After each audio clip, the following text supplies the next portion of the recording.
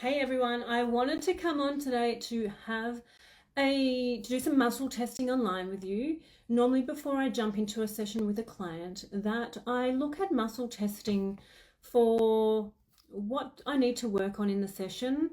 And in particular, I'm interested today on a couple of clients that I've got coming up in the next couple of days. In muscle testing, what emotions are getting in the way of them gaining success? Now, success is so different for all of us. We all have our different versions of what success looks like. But what this gets to be is, what is your goal? What is your version? What is your next step? Because the reality is the success that we perceive is a lot higher than what our next step is. But to achieve our ultimate success, it is a succession of a lot of little steps and a lot of little wins and a lot of little successes along the way. But the reason why those successes aren't in your reality right here, right now, is there is a reason for it. And I'm going to say that 90% of the time, it's got to do with the emotions that we have and that we need to clear and we need to move through to be able to gain that goal, to be able to gain that success, to be able to gain that win. And even if we have some sort of strategic shift that needs to happen to our business, whether we need a new strategy, whether we need to refine our strategy or anything like that, the moment that we move through those emotional blocks or the emotional resistance that we have, is the strategy becomes clearer. The strategy becomes, it gets highlighted to us. Those aha moments just automatically start to come in. So I wanted to have a look at today at a couple of clients, one in particular, and I know what her goal is, and her beginning goal is to bring on board 2 wholesalers into her business. And I want to muscle test for her what her biggest blocks are here and what's preventing her from bringing on board those 2 wholesalers. So if you have any questions on stuff that you want me to muscle test for you guys, hi Kayla, feel free to pop them in the comments. So, well, first of all, in regards to her goal of 2 wholesalers, one, I want to have a look at if it is actually a emotional block that is standing in her way. So let's go. Actually, I'm going to start off with just a yes and a no, just to make sure my muscles are working, because I just have had a big lunch, so I know I'm well hydrated. And this is the thing, when we nourish our bodies well enough, and we are hydrated well, the electrical currents within our body work. So we know when we're muscle testing that we're getting the right answers. I'm looking forward to our session 2 tomorrow, Kayla. So in regards to this lady and getting 2 wholesalers on board, are we looking at indicating emotions or strategy? Emotions or strategy? So it's actually strategy. So what is preventing her from to working out? Hang on, I've got so many things coming through my mind. Does she have the strategy? And that's a yes. Is she executing the strategy? And that's a no. So she's not executing her strategy. So what's in her way of executing her strategy? That is an emotional block. Okay, I have a feeling I know this girl, so I have a feeling I know what's in her way of executing her strategy. And when we talk about procrastination,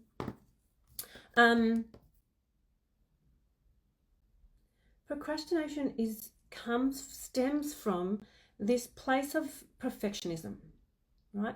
Of needing to do it perfect, on worried what other people are going to think if it's not done well enough. So we need to have the full answers. We need to know exactly how things are going to pan out before we take a first step. But as we know as business owners, it doesn't work that way. We refine strategy. We get to know things a little bit clearer. We look at the figures to see how things are going, and then we can know how to move forward or not, or what to refine or not. So what's actually coming up, I'm just going to have a look at my emotions chart here. So yeah, it's self-worth, right? I want to have a look here. I know she's about 50, 55, so I want to stand back to what age this self-worth or this lack of self-worth stems from. It's 50, 40, 30, 25, 20, 15, 10, 5, 4 years old. Is that an abandonment wound? Now, I want to go a bit deeper here. Yeah, a lot of it is self-worth, Hannah. With abandonment wounds, it's really important that we shift our mindset of what an abandonment wound is. When we don't feel like we've been nurtured, when sometimes we have literally been abandoned, our parents didn't stay around, they weren't there for us, or they worked too much, or whatever your case might be. But what abandonment actually is us abandoning our needs, our thoughts, what we want to please other people and to get the attention and validation from others. So when it becomes to an abandonment wound, what we need to focus on is what most of us focus on is, how do I heal that part of me that has never got the attention from my mother or from my father, right? But here's the reality is we can't turn back time. And the moment we try and do it that way, we're trying to fill our needs through a place that we have no control over. But when the abandonment wound actually is us abandoning ourselves and our core values and our beliefs and our dreams to please others. So what we get to do when healing that abandonment wound is to come back in, come back to self, come back to our own values and know what they are, come back to our own needs and our own wants. And I was talking to someone about this morning, is that most of society, no matter what your beliefs, your values, what you do, not many people know why they do it or why they have those beliefs and those values. You know, we can look at so many things, like let's take, COVID or, medication or ways, veganism versus carnivore or, the politics and all that sort of stuff, right? When people take a side, not many people know why they've taken that side. And they do it because other people have done it. And this is what abandonment wounds really show, is we take a side to feel worthy, to feel included. So it's really important for all of us to go, well, why do I have this belief? And does this belief work for me? Why am I doing life this way, and does it work for me? Because what I find is that most people come to a spot in life, and it normally sits somewhere between 40 and 50, and they're not happy. They're not happy with their career, they're not happy with their marriage, they're not happy with some part of life. And that's because along their way they've done what they think they should do. They should get a job, they should have kids, they should buy a house, they should, like they've technically ticked all the boxes, but they're just not happy. And that's because they've never asked themselves, why do I want kids? Do I not want kids? Why do I want kids? Do I want to buy a house? Do I want to buy in this area? Is this the nutrition pathway that I want? And why do I want it? That we never have been taught to go into the depths of actually questioning why we do things. It's because most of the time we've grown up with the understanding that we need to please our parents. We need to get their validation. We need to get their okayness. And we've never come out of that zone. So in regards to this woman here, is why isn't she executing the strategy that's going to give her what she wants? Well, that's because she's so focused on getting her needs met externally that she's not meeting her own needs, and therefore is procrastinating on what she needs to do to drive her business forward. So this abandonment wound within her that started from 4 years old, itchy nose here. Actually, funny, itchy nose means feeling unsupported, right? So that's very, energetically, when I'm feeling into that space, that's what that's all about. what else do we need to have to look at here? How much is this affecting her? 10, 20, 30, 40, 50, 60, 70, 80, 90, 90%. So what's the other 10%? Okay, so the other 10% is clarity around the action. Right, so there's one thing to have a strategy, there's one thing to have clarity and confidence in executing the strategy. So once you end up clearing all those abandonment wounds and coming back to self, you can really start to see life in such a different way. When you're no longer running a veil of proving yourself to others, you see life so differently. And that's when you not only see life differently, you see your business differently, see the execution of everything you do in life and business differently, and therefore see your business strategy so differently as well. Sorry, Kayla, if you're still there, I'll have a look at your question. What is preventing me from relaxing into the joy of rehearsing my solo show? Perfectionism. How much is perfectionism stealing your joy? 10, 20, 30, 40, 50, 60, 70, 80, 90, 90%. Oh, beautiful, you're there. So 90% is perfectionism. You know, again, it's the same thing, wanting to do things perfect, and therefore stressing when we don't, rather than enjoying yourself into it. And here's the thing, when we, especially with what you do, it's very creative, right? It's creating with your voice, it's creating with your flow, it's creative with your body. It's like when we sit in that perfectionistic mode, we stiffen up. There's like I need to be perfect, and the energy is so rigid, where that joy and flow is fluidity. And once we move into the understanding that nothing at the beginning is going to be perfect, and with the joy of the routine, the perfect thing comes about, whether we perceive it as perfect or not. What comes into my mind right here, and what's intuitively coming in is like, you know, these comedians, and I think Robin Williams was absolutely perfect at it. And I know there's so many, but they don't come to mind right now, where they're filming a movie and they all of a sudden go ad lib, and you hear, like, after the movie's released and all of that, you know, that part of it was not scripted. In other words, in your and I world, that would mean we didn't get it right. We went off script. We went off track, right? But because we're in the flow, like, these ideas are downloading, we're having fun with it, and all of a sudden it's not perfect as per the script, but it's perfect for life and for you and for everyone else. Right? So we need to really reconstruct, reframe what perfectionism is. Perfect for what? Perfect for who?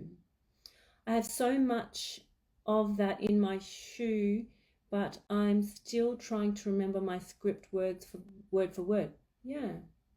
You know, and part of it gets to be is when we release the pressure of ourselves to having to remember, that's when we remember, right? I need to trust that I have it. Part of it also, what comes in here for you, Kayla, is know how you learn, right? And I say this to, like, everyone, especially when it comes to manifestation. There are some people that are not visual manifestors, right? So therefore, you know, sitting them in a room, getting them to visualize their future life is not going to work for them. So they really have to look at, okay, what works for me? I know when I study and I learn to remember, I need to write notes, right? Or I need to watch someone say it with subtitles. So in that, how I learn words is I write it down.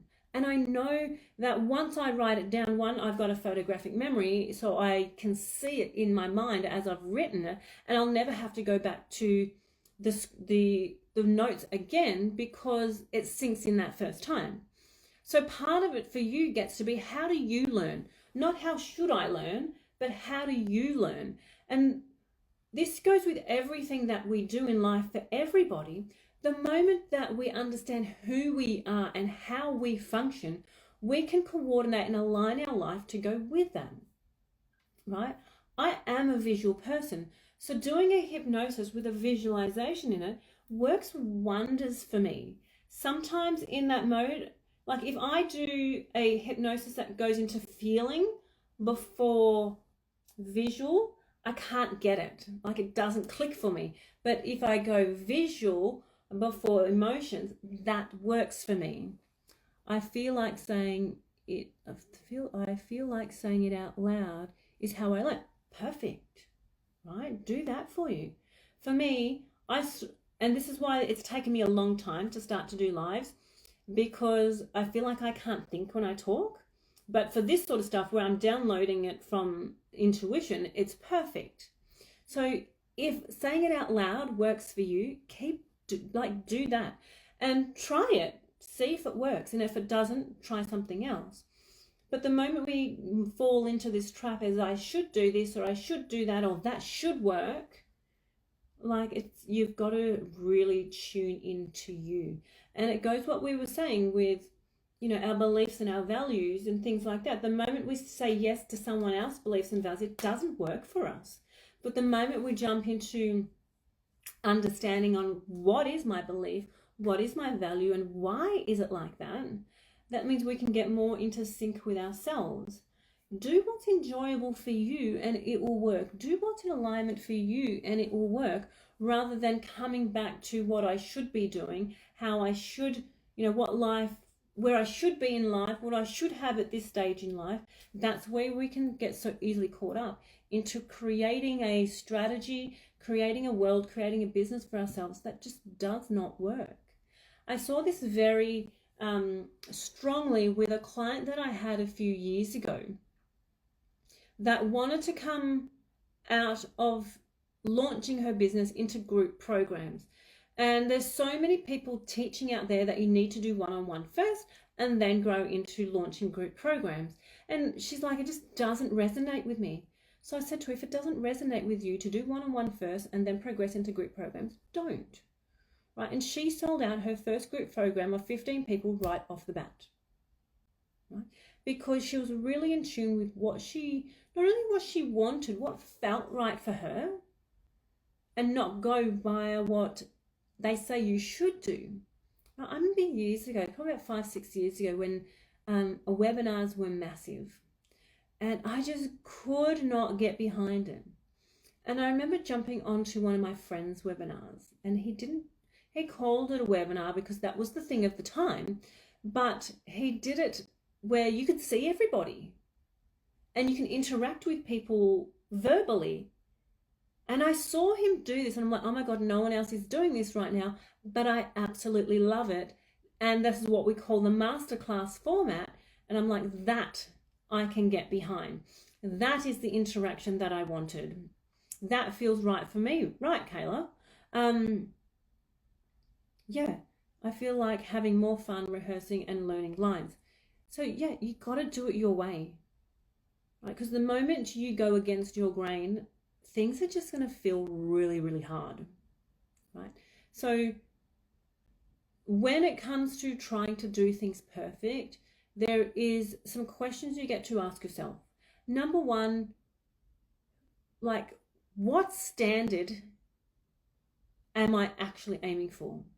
Because the reality is here that when we have this level of perfectionism, we don't actually have with it a standard that we're aiming for, right? So therefore, it's never even going to be perfect because there is no such thing as perfect. Not only that, but there's nothing even in our mind of, okay, what is that perfection standard? Does that mean I got to get everything right? Does that mean I got to get everything right with the right articulation? Does that mean I need to get everything right with the right articulation, the right movement? Does that mean I need to be like professional stage performance on day one of rehearsal, right? So what we get to do instead, I'm also holding myself back advertising my shows, and I want the perfect clips to be perfectly, but there's no such thing. What we can do though is we can see the difference between perfectionism and our standards, right? And these are the two that we get to have a look at side by side. So perfectionism says that we must be 100% perfect every time. Even so, there is no such thing as perfectionism because we have no idea what that standard actually is and who said it and why we're aiming for it. But what we get to do is we get to live to our standards, right? And our standards can say something like, I'm going to give 100% every single day. Now, here's where standards give room for grace, right? Give room for being human, give room for growing and learning. If I'm here and I'm going, you know what, I'm going to live to my standards. My standards say that I'm going to give 100% every day. But today, I'm not feeling so great. I'm still going to give 100% of what I have. In knowing that tomorrow, when I'm feeling better, I'm going to give more because I've got more to give. Right? So you get to meet your standards all the time. It means you give 100% of what you've got. But if you've got the flu, there is the perfectionist in you says that I'm going to do nothing because I can't give 100% of what I normally give when I'm in full health. Well, that's not realistic, right? But what it does say is I'm going to give 100% of what I have now. And that actually might be 5% of what I normally give. And that's okay. And the more you live to your standards, one, we go back to before, we actually get to understand what our standards and values are. And as a byproduct of that, we learn to trust ourselves. And we learn to use our internal guidance as our own navigation system rather than using the standards and the perfect standard of society is projecting, or what you think society is projecting onto you. Right? They get to come from here, not there. Because you know what you want, you know what your boundaries are, you know how to live to them, and you're fully backing them.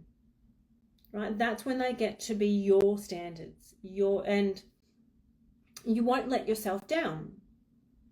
Right? So if you have a standard with nutrition, it gets to be, do you know what? I don't have to eat 100% perfect every day. Then I get to give myself a little bit of grace. But I do have for me, I have a 90% standard 90% of the time. And that's a standard that I know I can get behind when it comes to my nutrition. But I also know that if I want a bit of processed sugar here, that I'm going to have it. And I know my standards, and I know that I can adhere to my standards because I know my why behind my standards, and I'm not going to binge. I'm not going to go, you know what? An hour later, I'm going to have another one and another one and another one and another one. And that breaks my standards. That's letting myself down.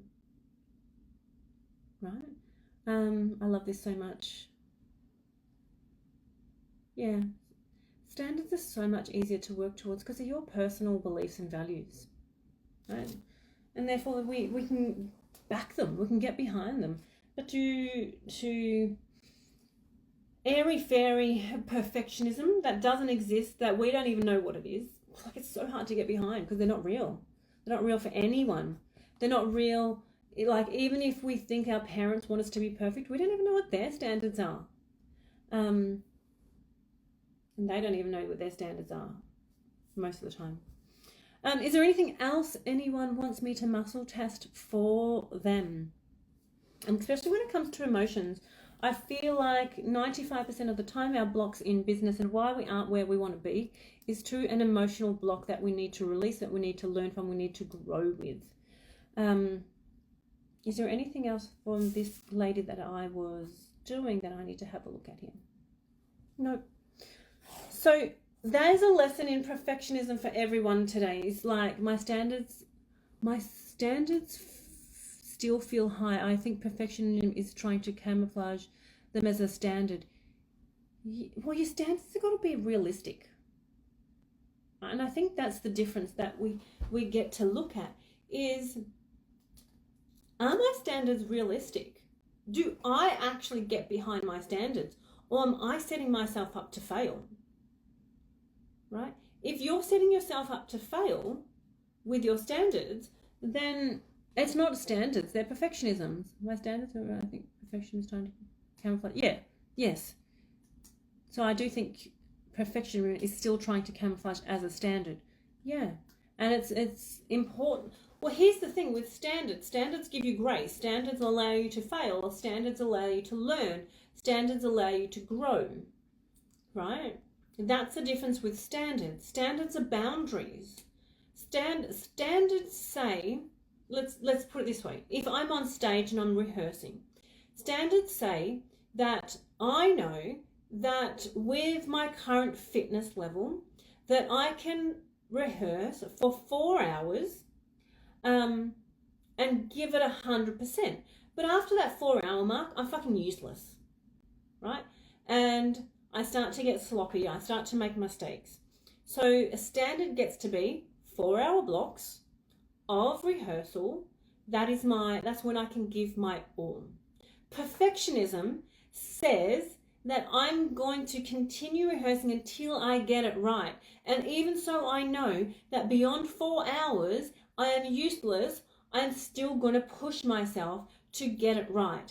And you are going to continue to fail because you're now exhausted, you're now tired, you can't think straight, your body doesn't function properly. That's what perfectionism makes you do. It makes you fail more than it helps you succeed. Does that make sense, Kayla? Let me know if anyone else has anything to say here. I was planning to rehearse at night after the 4-hour rehearsal. Yeah, right. Here's the question though. Are you optimal still after 4 hours of rehearsal? Right? For me, here's the thing. I know myself. And if I go to bed past 10 o'clock, I know I'm not useless the next day, but I can't give 100% my next day because I haven't had enough sleep.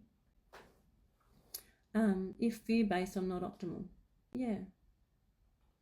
Yeah, so for me, I can't go to bed after 10 o'clock without it affecting me. So that's something that I know that I need to put into my day that to perform at the best so I can have my best standards, right?